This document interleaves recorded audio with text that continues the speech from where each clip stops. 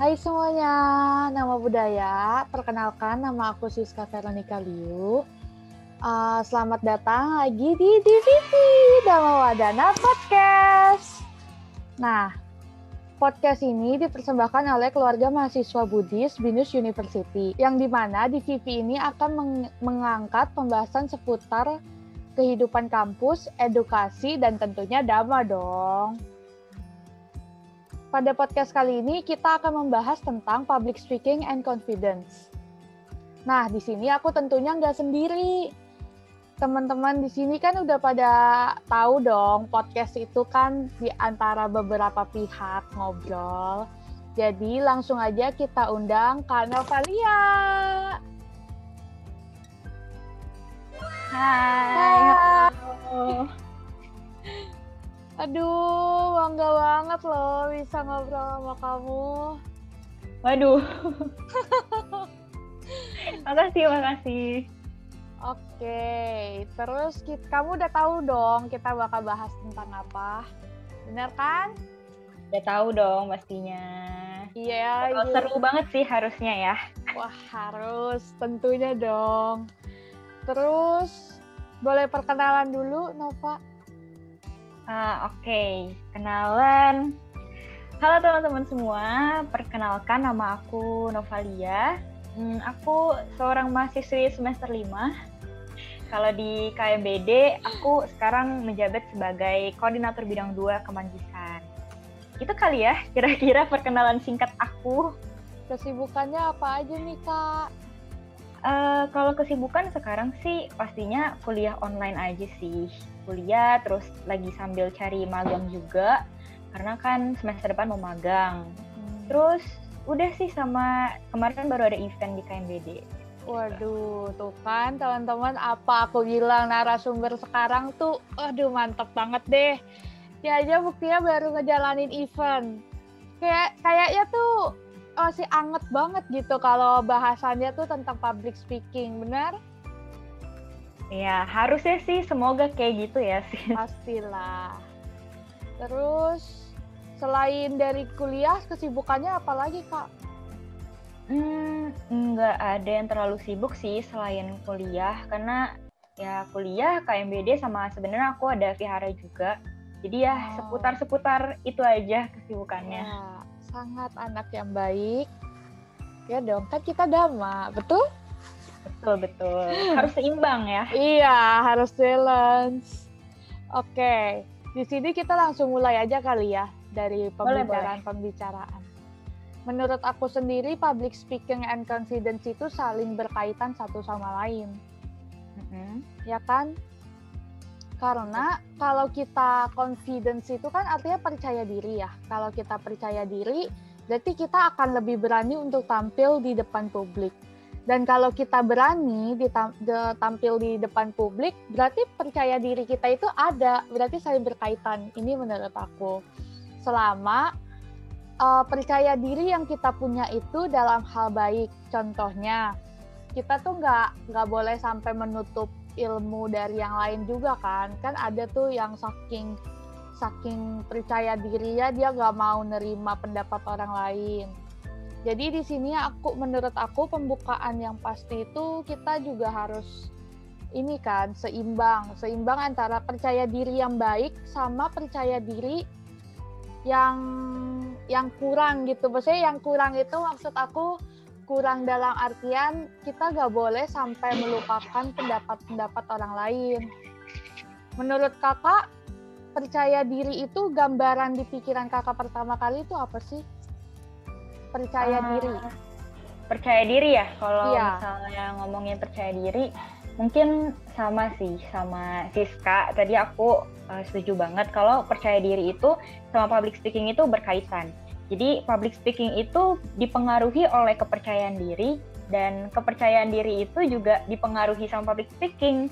Jadi kalau kita mau public speaking, kita perlu ada kepercayaan diri, dan dengan public speaking kita juga lebih percaya diri sih. Menurut aku ya kurang lebih sama Siska kalau tentang kepercayaan diri ya. Terus tanggapan kakak nih tentang orang tuh saking percaya dirinya sampai menutup ilmu dari yang lain tuh gimana, Kak? Menurut aku itu hal yang mungkin harus kita hindari sih. Mungkin kalau misalnya kita sebagai manusia mungkin emang itu wajar ya, ada hal yang kayak gitu. Kita ngerasain kayak gitu karena kan gimana pun ya, karena kita kan juga masih punya ego. Cuma ya mungkin itu jadi salah satu hal yang harus kita latih untuk kita hindari juga. Kalau kita percaya diri justru nggak boleh sampai kita menutup pendapat orang lain, terutama apalagi kalau misalnya pendapatnya yang membangun buat kita juga kan. Tuh teman-teman dengar ya, ini nasihat pertama loh, baru opening langsung kan tercerahkan otaknya. Oke, lanjut ya Kak. Terus menurut Kakak itu skills public speaking itu penting gak sih buat kita milikin? Apalagi keadaan pandemik sekarang jarang banget kan orang kayak ketemu dan lain-lain. Penting nggak? Menurut aku public speaking itu penting ya, karena manfaatnya banyak.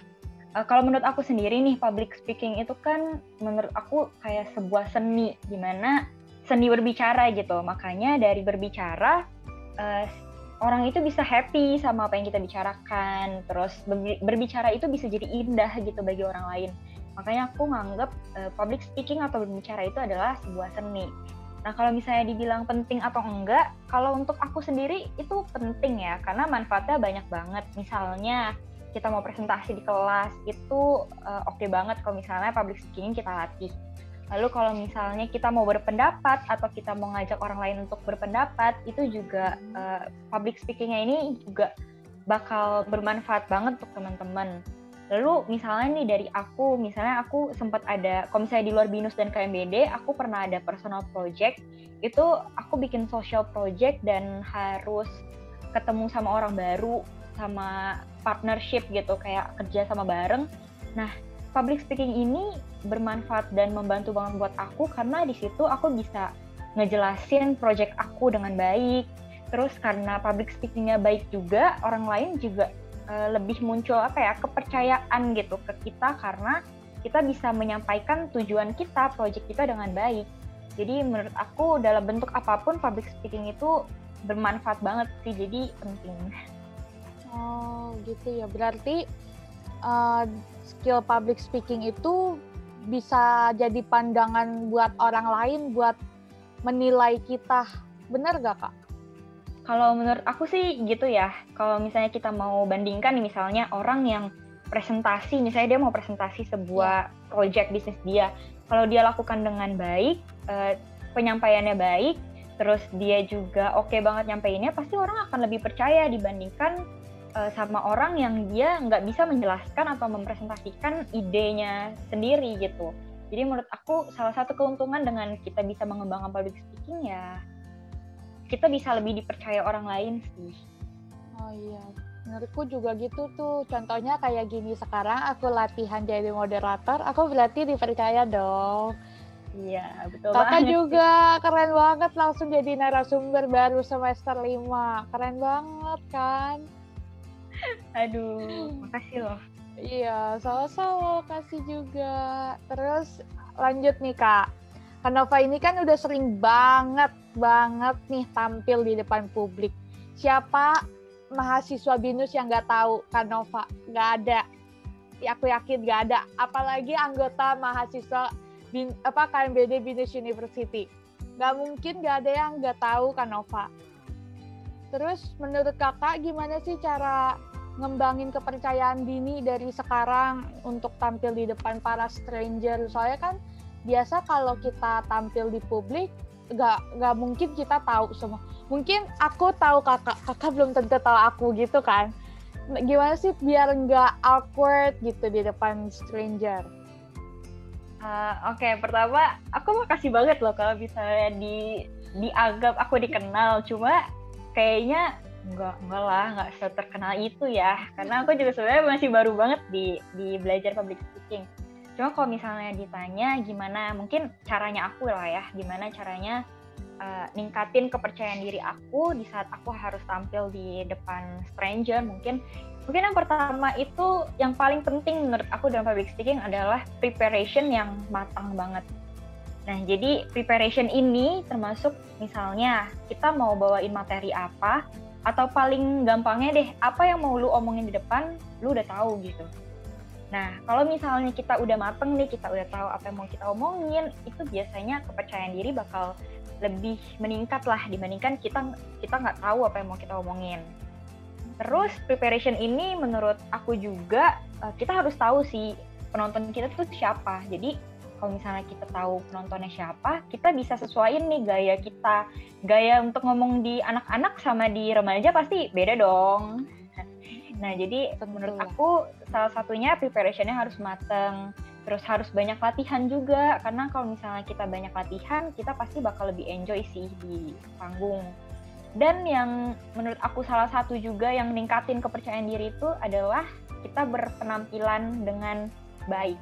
Jadi dari ujung rambut sampai ujung kaki, kalau misalnya kita ngerasa happy, kita ngerasa kita cantik, kita ganteng pakai baju itu, dengan pakaian itu, dengan makeup itu kepercayaan diri juga jadi meningkat sih. Kalau aku sih gitu ya sis, untuk ningkatin kepercayaan diri aku. Nah, ngomong-ngomongin tentang persiapan, di sini aku juga udah berencana untuk menyiapkan pertanyaan tentang itu, tapi langsung disinggung dari sekarang. Jadi aku langsung tanyain aja kali ya. Persiapan apa aja sih yang biasanya kakak lakuin buat tampil di depan publik? Contohnya dari berpakaian, misal mungkinkah kakak nyiapin dari seminggu yang lalu mau pakai apa, atau dress code-nya udah disiapin atau gimana kak? Oke, kalau persiapan yang pertama pastinya dari materi nih. Kalau dari materi biasanya aku lihat dulu audiensnya siapa. Misalnya nge-MC nih, nge-MC di depan anak-anak. Misalnya anak-anak itu lebih pengen orang yang heboh gitu. Orang yang tetap kayak anak-anak juga cara ngebawainnya. Nah, di remaja juga caranya beda.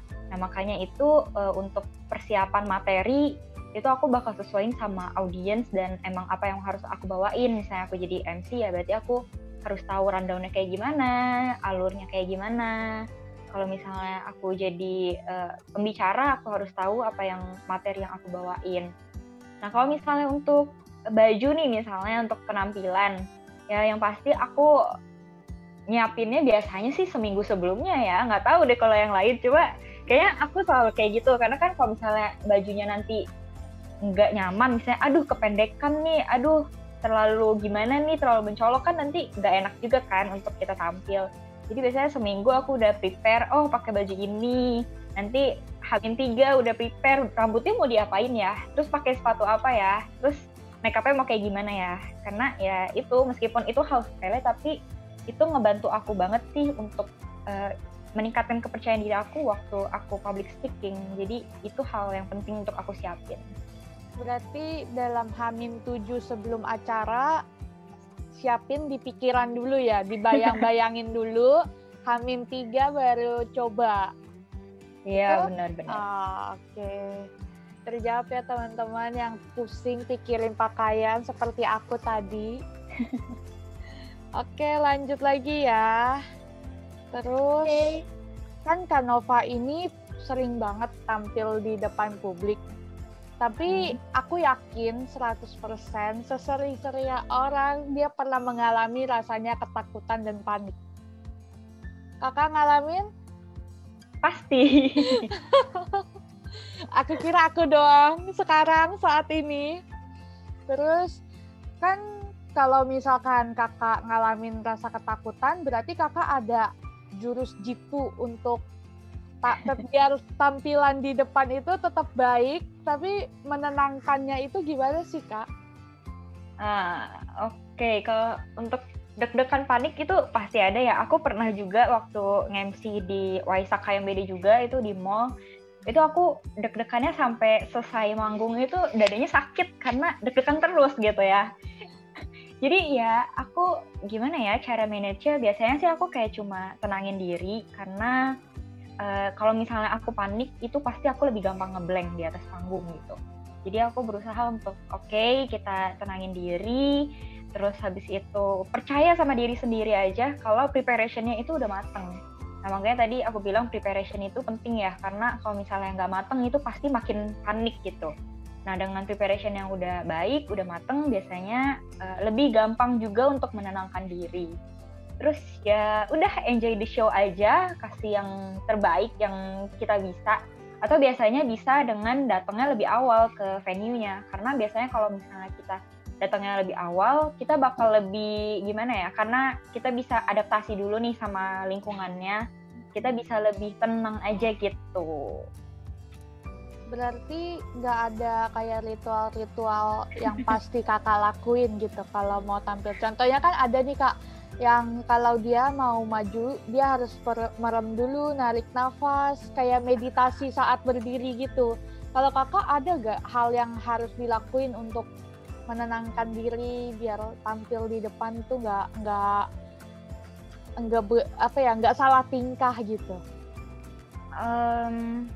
Enggak sih, cuma yang tadi kalau misalnya menenangkan diri mungkin sama ya kayak yang tadi Siska bahas gitu. Pasti ada waktu gimana kita berdiri dulu untuk ya udah tarik nafas, baca ulang skripnya, terus ya udah berusaha mungkin tenangin diri sebelum naik ke panggung. Nah kalau misalnya aku juga biasanya kalau udah di hari H aku udah nggak mau latihan lagi. Jadi kalau misalnya aku makin latihan, aku makin coba latihan dengan skrip pasti akan makin panik. Jadi biasanya aku kalau misalnya udah hari H itu ya udah waktunya untuk nenangin diri, untuk berpakaian dengan baik, dengan siapin apa aja yang mau harus naik ke atas panggung, terus udah enjoy the show. Kayak gitu sih. Berarti udah jago banget ya. Hari H udah nggak mau latihan. Oke, kan kakak bilang tadi hari H itu udah nggak mau latihan. Tapi kakak pernah nggak ngalamin kesalahan berbicara gitu loh? Jadi ada yang kurang, ada yang wah ini kelebihan kata-kata. Yang paling sakit bukan ya? Yang paling sering itu dan yang paling kelihatan lebih fatal itu kan yang kekurangan kata-kata atau yang salah ucapan gitu. Kakak pernah ngalamin nggak? Pastinya pernah sih kalau misalnya ngalamin hal yang kayak gitu ya. Harusnya sih semua public speaker awal-awal pasti pernah lah mengalami hal yang kayak gitu ya, yang salah-salah gitu. Cuma mungkin aku di hari H aku nggak latihan lagi, bukan maksudnya aku pengen ya udahlah kayaknya gue dijago gitu, jadi di hari H gue nggak perlu latihan. Bukan kayak gitu sih, tapi aku lebih ke aku tahu kapasitas aku kayak gimana gitu. Kalau misalnya di hari H aku masih latihan, itu akan lebih bikin aku panik. Jadi kalau misalnya aku panik, aku lebih akan ngeblank gitu di atas panggung. Nah, jadi aku coba untuk cari solusinya adalah dengan cara sebelum hari H aku udah prepare dengan baik, udah latihan sebaik-baik mungkin. Jadi di hari H aku udah harus siap gitu. Tapi ini nggak menutup kemungkinan ya kalau misalnya teman-teman di hari H mau latihan itu ya nggak apa-apa karena kan setiap orang beda-beda cara mengatasinya. Nah kalau misalnya untuk ngatasin gimana aku kekurangan kata-kata gitu atau salah ucapin itu pasti pernah. Nah biasanya kalau misalnya salah ucap ya pasti harus minta maaf lah gitu. Kayak oke, kita minta maaf sama penonton gitu, dan biasanya penonton juga nggak akan ngejudge sih ya selagi kita juga minta maafnya dengan baik. Kalau misalnya untuk kekurangan kata-kata, awal-awal aku nge-MC aku selalu kayak gitu dan aku kan pusing ya kayak gimana. Nah akhirnya karena udah pernah ngalamin, untuk next aku ngomong di depan umum lagi aku udah cari solusi nih kayak gimana sih. Nah aku biasanya cari solusinya aku nyiapin ice breaking. Nah, ice breaking itu berguna banget nih, misalnya kayak games, jokes, atau cerita. Nah, mungkin nanti teman-teman bisa pakai kalau misalnya teman-teman harus mendadak disuruh waktunya dilamain yuk, diulur waktunya. Nah, itu kan udah beda banget nih sama rundown dan script ya. Harus cari kata-kata baru lagi. Nah, jadi biasanya aku pakai ice breaking gitu. Jadi udah coba dipersiapin sih hal yang mungkin akan terjadi. Nanti aku gimana ya untuk ngatasinnya kayak gitu biasanya. Oh, oke. Terus kalau ice breaking itu, maaf kan aku masih pemula nih Kak. Aku mau nanya, ice breaking itu selalu kayak tiba-tiba muncul dari otak atau gimana Kak? Terus saya cara kakak tahu gimana caranya untuk mengulur waktu itu gimana sih? Membawakan suasananya. Oke, kalau misalnya untuk ngulur waktu ya, biasanya yang ice breaking tadi Siska tanya, kira-kira bisa nggak yang muncul tiba-tiba? Kalau aku orangnya agak kurang bisa untuk bisa bikin kayak games tiba-tiba gitu ya, ice breaking tiba-tiba. Jadi biasanya aku emang selalu mempersiapkan sih di preparation aku. Jadi ya sebagai bahan aja, kalau misalnya harus dikeluarin ya dikeluarin, kalau misalnya nggak dikeluarin ya nggak apa-apa, itu kan untuk simpanan aja gitu. Jadi biasanya aku ya untuk kayak gitu aku biasanya cari-cari dulu kira-kira ice breaking yang tepat untuk bisa dimainin dalam waktu singkat tuh apa ya. Terus misalnya di anak-anak, kalau di anak-anak mungkin karena aku pengalaman jadi guru sekolah minggu, jadi mungkin aku lebih bisa untuk improve-nya karena udah sering kan setiap minggu selalu dilatih untuk ketemu sama anak-anak. Tapi kalau misalnya untuk di acara, terutama di acara formal, di acara yang remaja, itu biasanya aku selalu prepare dulu sih, nggak langsung yang kayak jebret ada gitu ice breaking-nya, nggak kayak gitu. Nah kalau misalnya untuk yang tahu ngulur waktunya gimana, biasanya pasti dikasih tahu sih sama teman-teman acara. Kan biasanya kalau jadi MC nih atau jadi speaker, itu biasanya ada PIC-nya yang ngebantuin untuk persiapan dari kita. Nah biasanya dari mereka sih yang ngasih tahu, kayaknya waktunya harus diulur lagi deh. Ya udah kalau gitu MC mau nggak mau udah di panggung ya harus bisa mengulur waktu dengan baik. Itu sih kira-kira Siska. Ada cerita-cerita lucu gak Kak ketika in real life ya Kakak nih, pengalamannya Kakak ketika tampil di publik tiba-tiba harus dilakukan hal-hal yang lakukan ice breaking. Ada cerita lucunya gak Kak? Ini nggak tahu sih, menurut aku agak-agak lucu, tapi aku juga agak-agak malu. Aku nggak tahu ya gimana. Agak apa-apa lah. Boleh jadi aku pernah dicerita. Jadi aku pernah waktu itu nge-MC di mall, itu acara lomba. Nah acara lomba ini mostly yang ngikut itu anak-anak. Jadi audiens aku itu anak-anak semua gitu rata-rata. Nah waktu itu harusnya tuh ada penampilan gitu dari salah satu band gitu kan, dia ada penampilan. Dan tiba-tiba ternyata band itu telat datang dan gak ada rundown yang bisa naik turunin lagi kan. Akhirnya dari teman-teman acara dan teman-teman panitia, oke coba diundur ya waktunya. Nah langsung dong aku kayak mau diundur apa lagi ya gitu. Jadi dari aku udah ngundurnya dari mulai ngobrol-ngobrol sama MC aku berdua, kan kita berdua, jadi kita ngobrol-ngobrol berdua. Dari bacain terima kasih untuk media partner dan sponsor, itu jadi salah satu gitu juga untuk MC biasanya. Sampai akhirnya aku kayak ya udah deh kalau gitu ayo kita ajak anak-anak nyanyi, karena udah nggak tahu lagi harus ngundur waktu kayak gimana gitu. Jadi ya udah ayo adik-adik, kalau kau senang hati tepuk tangan. Nah udah deh kayak gitu aku nyanyi dari berapa kali ya, terus kayak aduh suara aku aduh gitu kayak malu tapi ya udah gitu, yang namanya ya itu namanya public speaker ya, apalagi MC kayak harus bisa menyesuaikan kendala apa yang ada di panggung dan ya udah terobos aja, enjoy the show yang tadi aku bilang. Anak-anak itu langsung ke bawah suasana saat itu. Syukurnya sih anak-anaknya iya ya. Oh iya, aduh, itu mungkin juga dia ya. Aku juga percaya anak-anak tuh pasti punya feeling kalau dia ketemu pembicara yang bapak-bapak, yang super, yang serius banget, pasti gak akan terbawa. Tapi kalau misalkan anak-anak bisa lihat ini dia tuh suka anak kecil gitu gak sih Kak? Apa hanya aku yang berpikiran kayak gitu, makanya anak-anak bisa ikut arus si MC ini.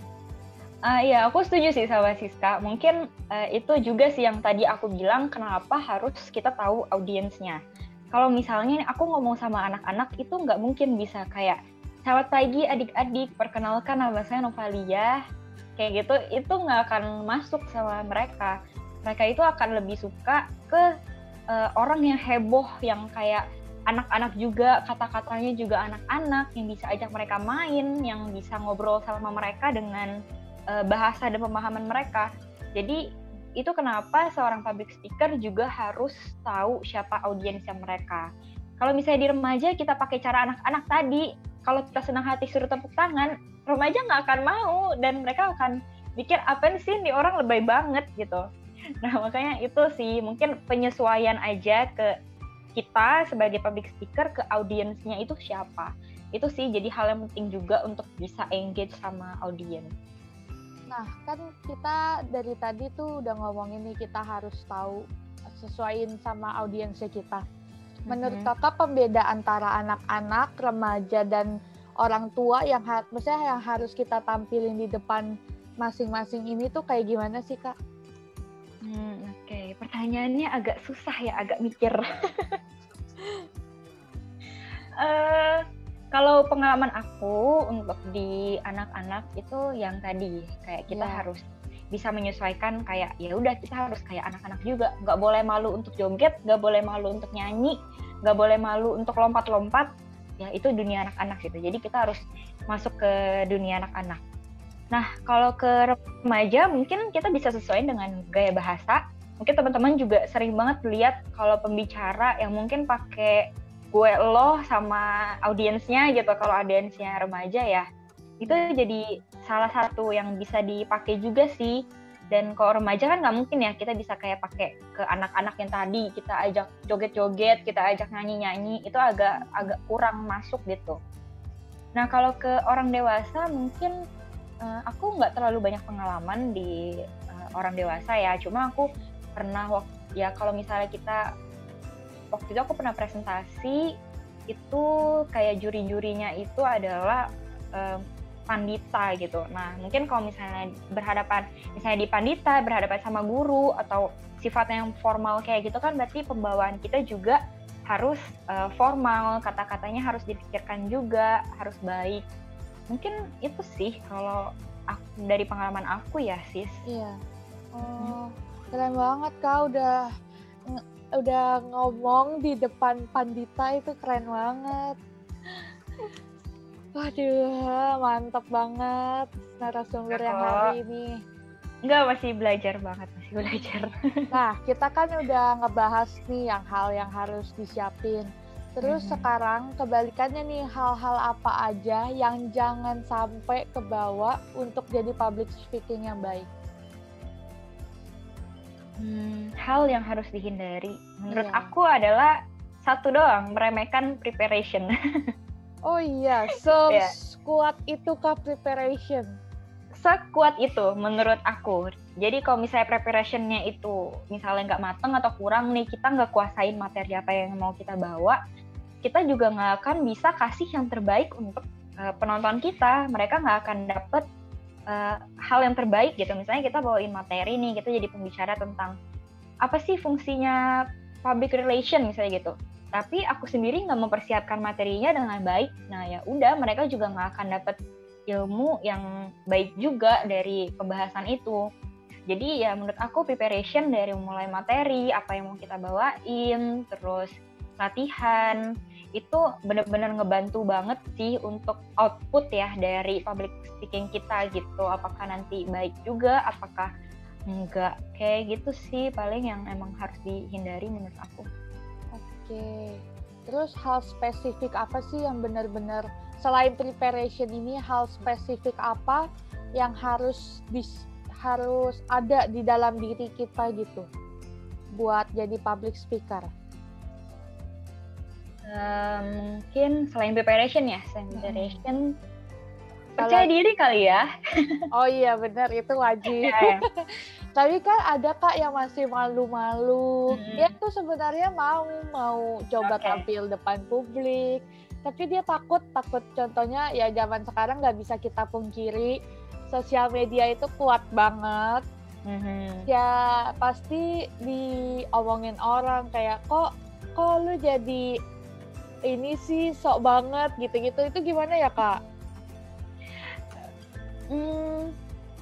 Gimana ya, kalau misalnya untuk takut diomongin orang, mungkin aku juga awal-awal kayak gitu ya, aku takut kalau misalnya orang ngira apa sih abang lu udah jago kayak gitu. Cuma ya udah, kalau aku sendiri sih mikirnya ini kan bagian dari pengembangan diri aku ya, jadi ya udah nggak apa-apa, aku juga masih belajar, kalau aku salah nggak apa-apa juga. Nah, mungkin tadi Siska kan bilang kalau teman-teman mungkin banyak yang takut gitu kalau misalnya harus public speaking, nggak bisa public speaking, malu-malu gitu. Sebenarnya menurut aku bukan nggak bisa, tapi nggak siap aja. Jadi makanya kita harus mempersiapkan semuanya dengan baik supaya kita siap untuk tampil gitu.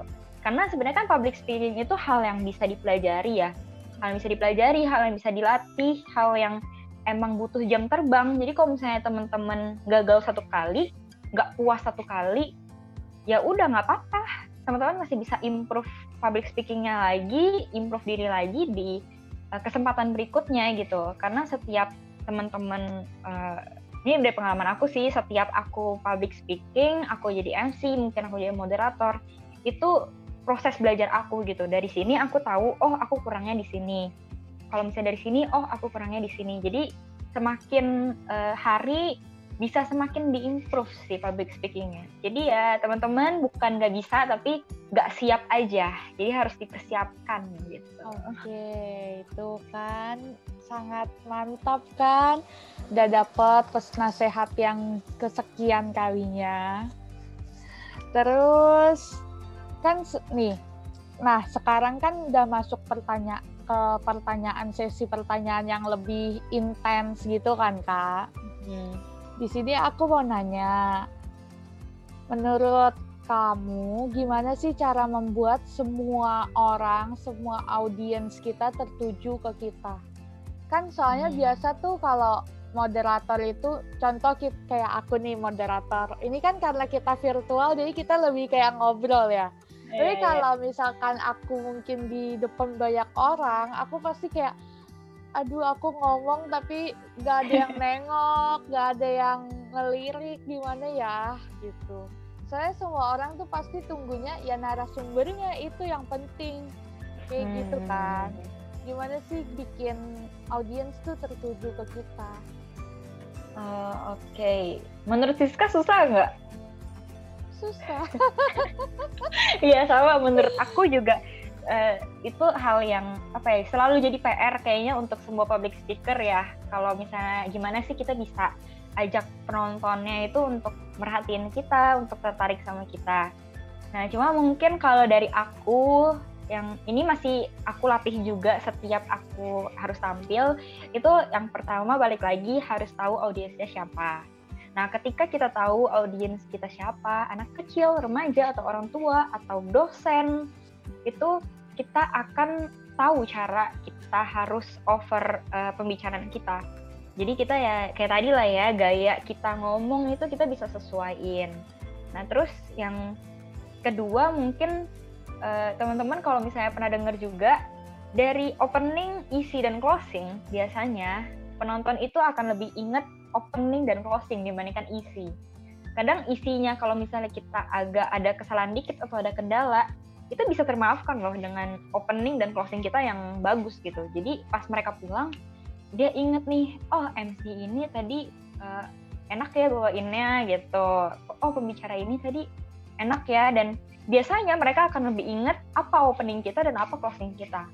Nah mungkin itu juga makanya mungkin kalau Siska atau teman-teman mungkin sering lihat pembicara atau MC yang dia openingnya itu bisa pakai misalnya pantun, tak kenal maka tak sayang gitu misalnya, atau misalnya mereka bisa pakai jokes atau pakai ice breaking dulu nih sebelum mulai, mereka ngajak main dulu, atau bisa pakai story, misalnya mereka cerita dulu nih, tadi gue datang ke sini tuh naik ini, terus kayak gini. Banyak banget cara orang-orang untuk ngebuat openingnya itu kayak gimana. Nah, mungkin itu sih kuncinya, openingnya kita bisa bikin yang menarik, kita bikin opening yang orang-orang langsung ngeliat ke kita, apa sih nih orang mau ngapain ya gitu, yang bikin orang penasaran sama acara atau materi yang mau kita sampaikan. Mungkin itu sih kalau aku, audiens sama opening yang oke. Berarti untuk biar suasananya asik itu kita harus siapin opening dan closing yang super baik, ya kan? Iya, betul. Itu kalau dari aku ya. Iya. Terus, tapi nih Kak, kalau misalkan nih Kak, kan kita udah ngobrol sama narasumber gitu. Kita ambil contohnya moderator dan narasumber. Ketika kita lagi ada tanya jawab nih, narasumbernya tuh jawabnya sangat padat, singkat, dan jelas. Kalau orang kan biasa padat, singkat, dan jelas. Kalau ini sangat padat, singkat, dan jelas. Jadi kayak awkward gitu gak sih Kak ngerasanya kalau jawab kayak ilustrasinya kayak kamu udah makan belum? Udah. Ya, udah. Jawabnya gitu aja.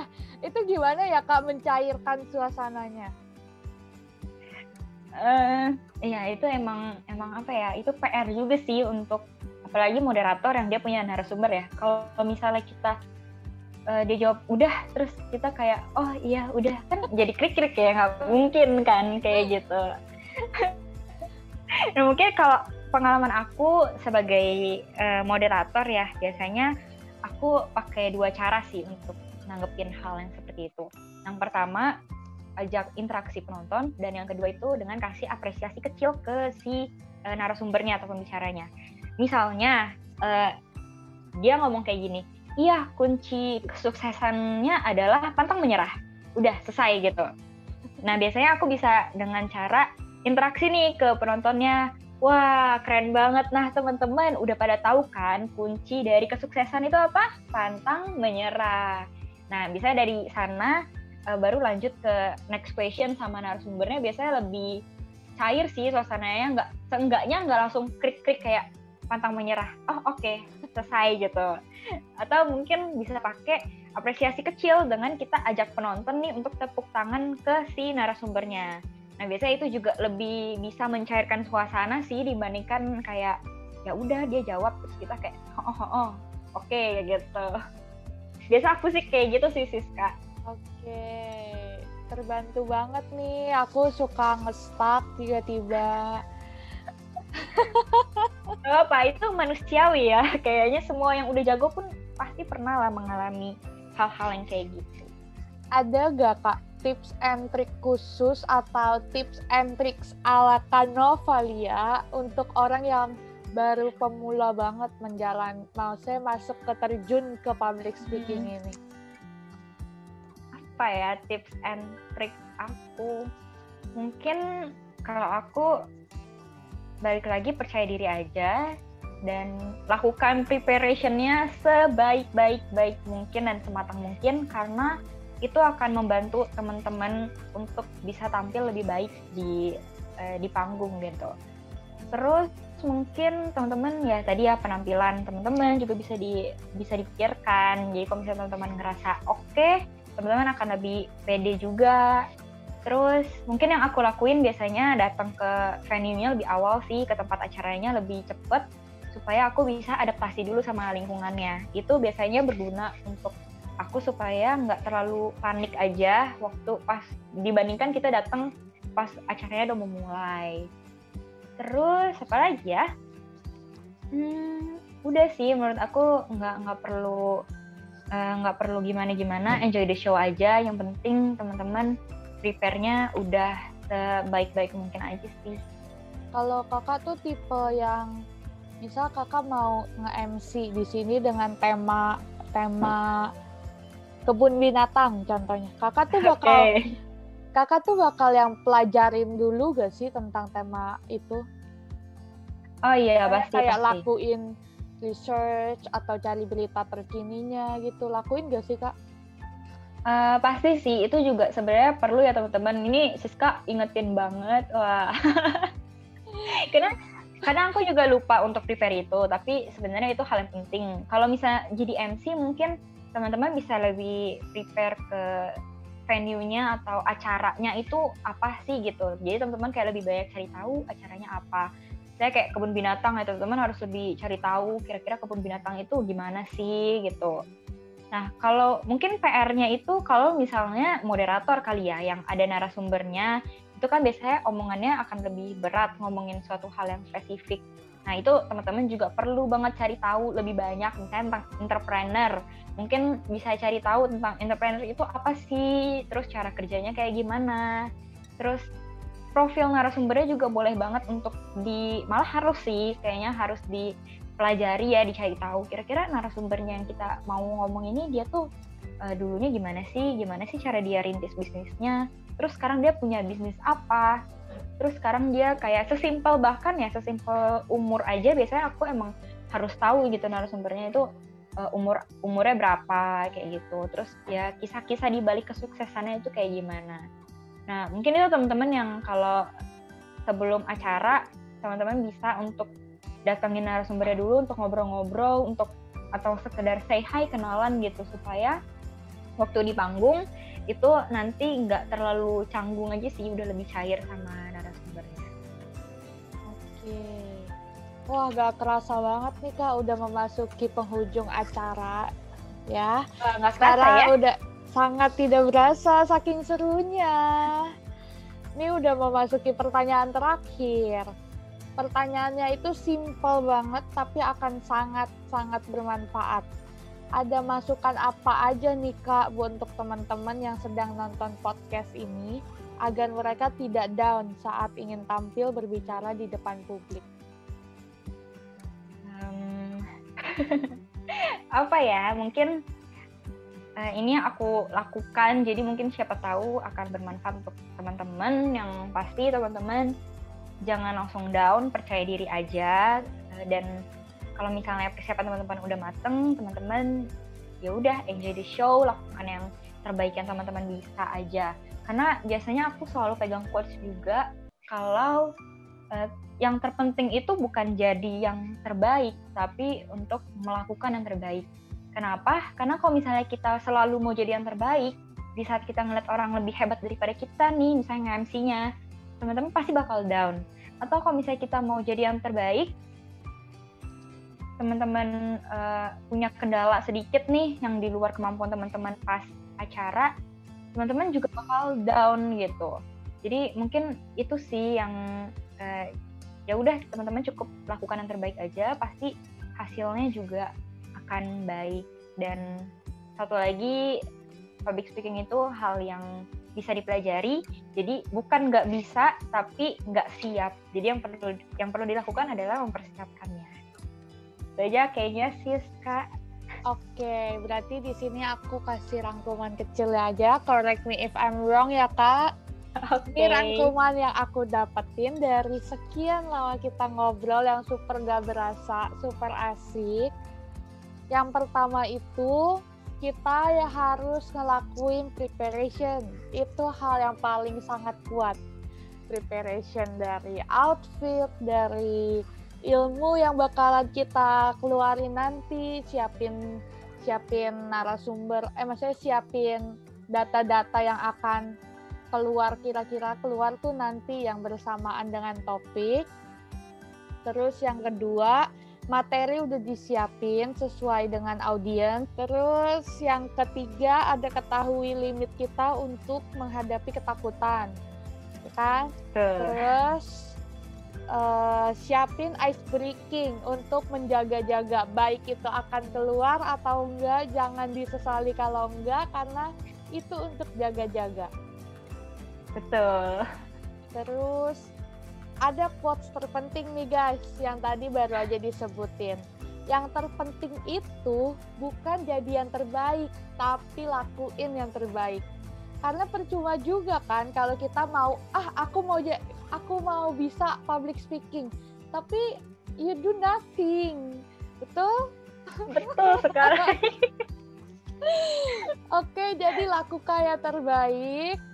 Jangan pernah menuntut buat harus perfect, karena kita semua di sini hidup buat belajar.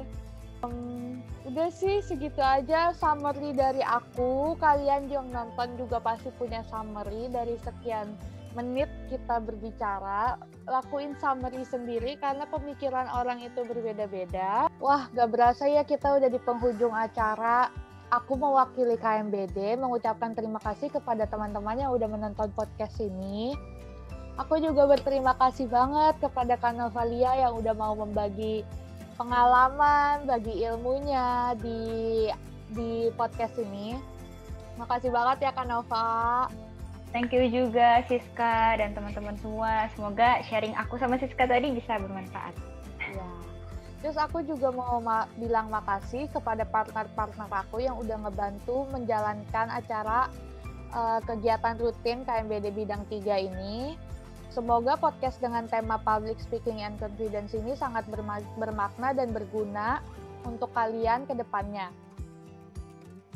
Stay safe, stay healthy, jaga diri, jaga kesehatan. Semoga kita semua tuh sehat-sehat terus. Thank you and see you on the next DVP podcast. Dadah! Namo Buddhaya!